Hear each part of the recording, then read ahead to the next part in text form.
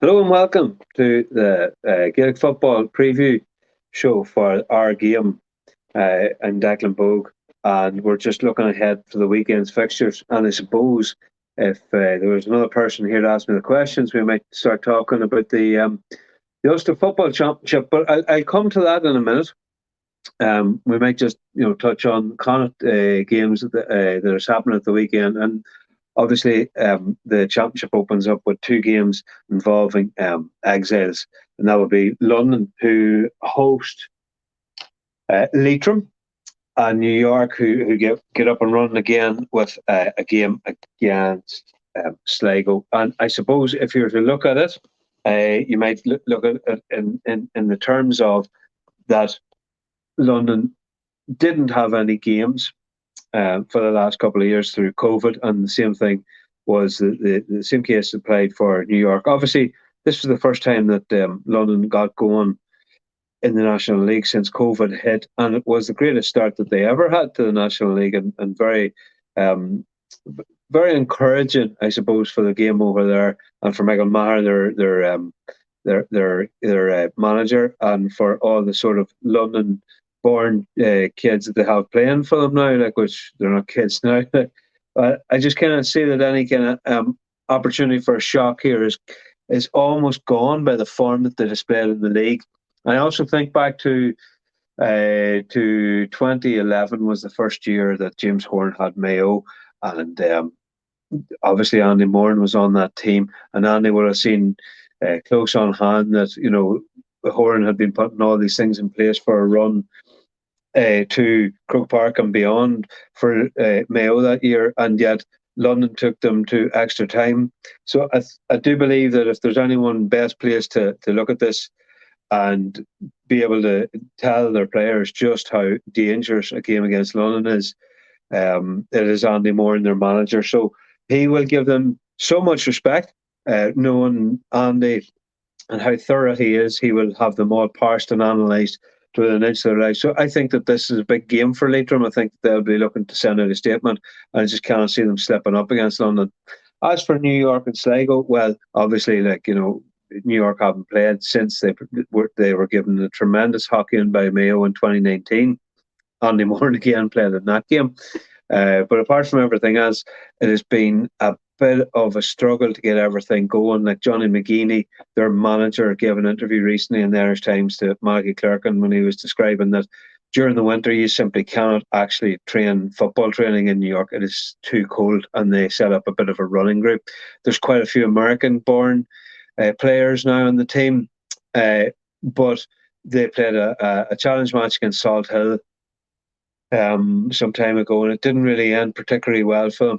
And I cannot see that there will be anything. I think that after this weekend, you might be back to questioning their involvement in the championship again.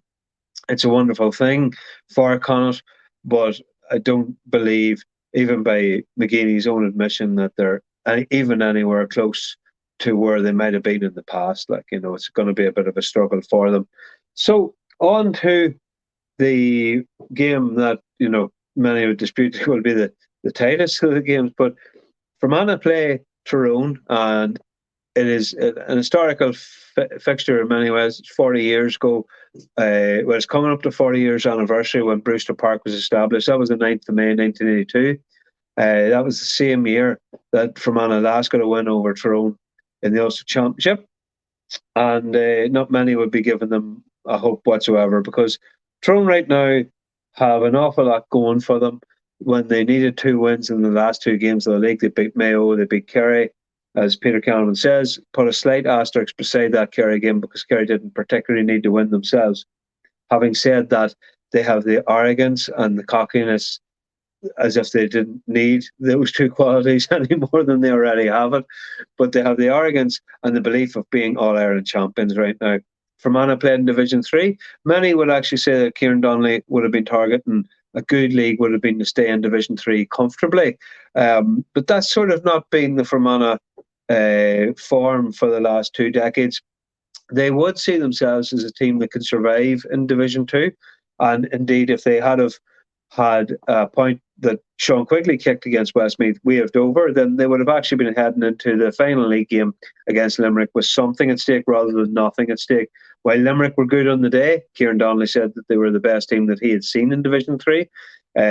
Fermanagh still, their statistics, amount of chances created, amount of chances converted was very poor.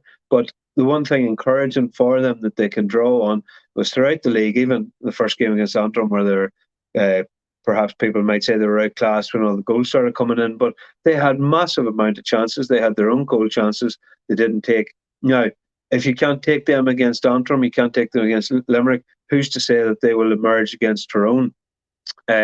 Fermanagh can point to Sean Quigley with 430 this year. I'm counting that point against Westmeath. He came third in the list of National League scorers. He is in better shape than I've ever seen him in before. 4 goals to his name, 17 frees, 2 45s and 2 marks. In general play, he's been very good.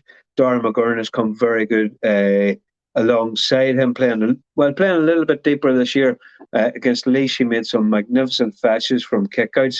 They're going to need him. They're going to need Ryan Jones. They're going to need Conal Jones. They're going to have to string a lot of bodies across that middle to stop Con Kilpatrick and Brian Kennedy, who have actually become much greater, much more prominent to Tyrone's game plan. I know they were sort of learning on the hoof last year during the championship, but they came very, very good for the All-Ireland final. It can't be disputed that they were excellent in that game. And I've been watching a lot of them throughout the league, and they've become far more composed. They've grown into the role, and it can be said that they're shaping up to become a really good, solid inter-county midfield pairing.